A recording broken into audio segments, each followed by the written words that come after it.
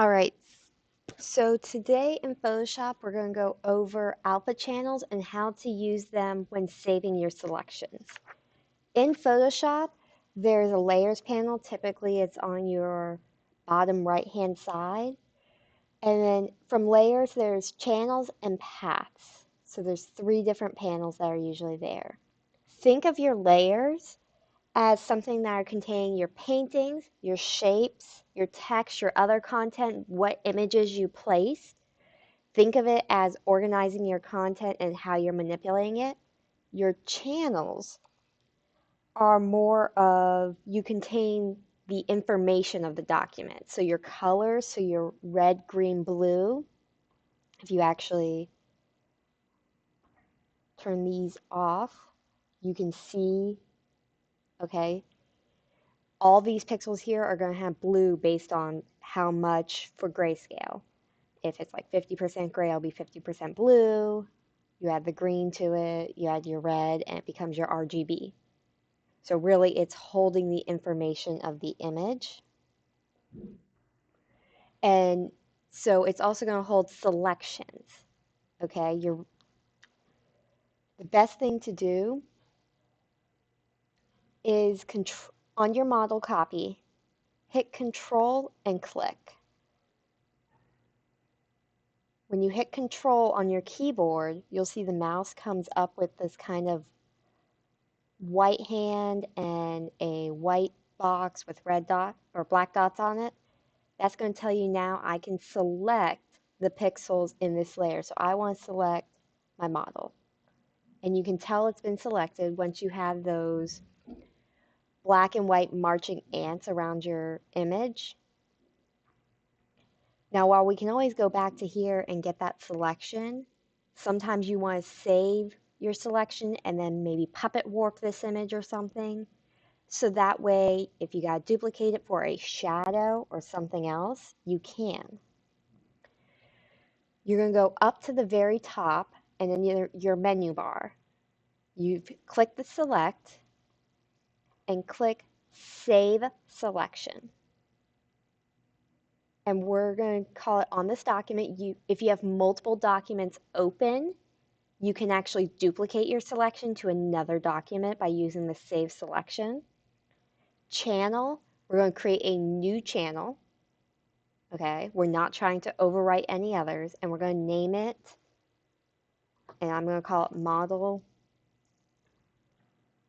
Shadow Outline because we will be creating a shadow with it. Normally, I would call it a model outline just to keep it in form of what is it. So if you ever have to go back to this document or you hand this document off to someone else and they need to manipulate it, they understand what's going on.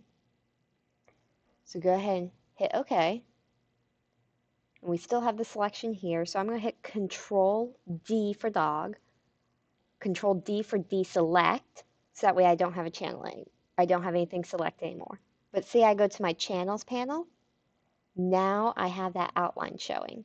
And if you click show, it'll show in quick mask mode where it does that kind of 50% red highlight over it, over all the areas that are not selected. Okay, so you can see maybe if you need to go in and paint this selection a little bit more, you can see that doesn't go right up to her chin and everything.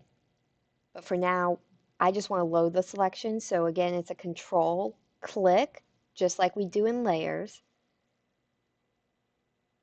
Go back to my layers and I'm going to create a new layer.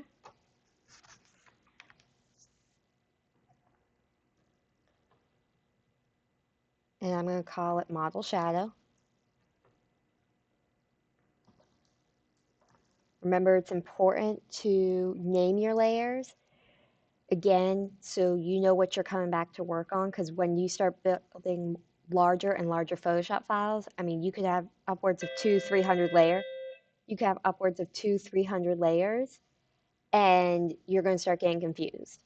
What layers what, and you're going to waste time trying to find stuff.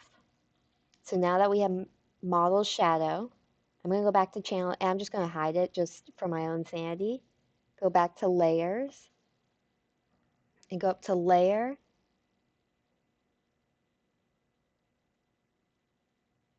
go up to edit, edit, fill, and I'm going to give it 100%, and I want to do a foreground color because remember down here, my foreground is the first color up here, and then the bottom color is my background color. I want it to fill with black because obviously I'm going to make it into a shadow. So I want the foreground color, click OK.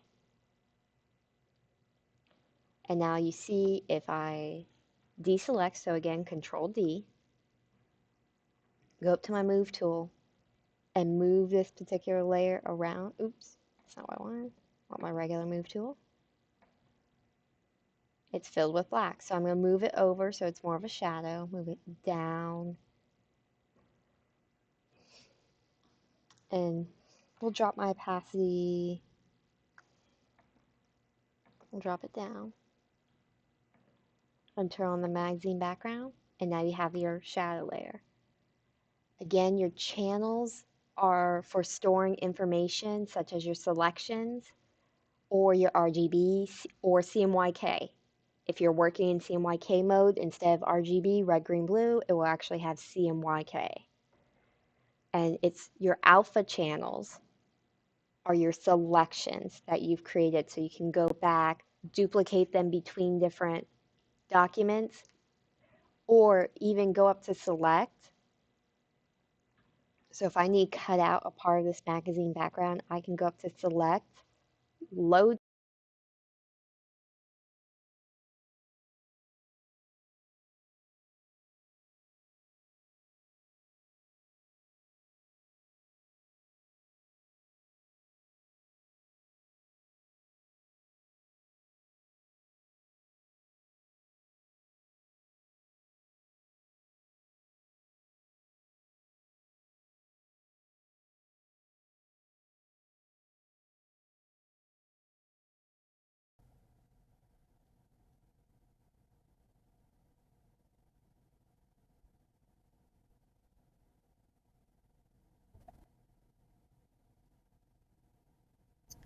So yeah, you can reload your selection another day, edit it as you need to, and then save it again, especially if you have a very detailed selection that takes multiple hours.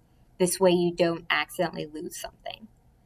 But again, if you need me to repeat something, I might cut it out for whatever reason, just comment on this video or send me an email and I will go back over it. Thank you.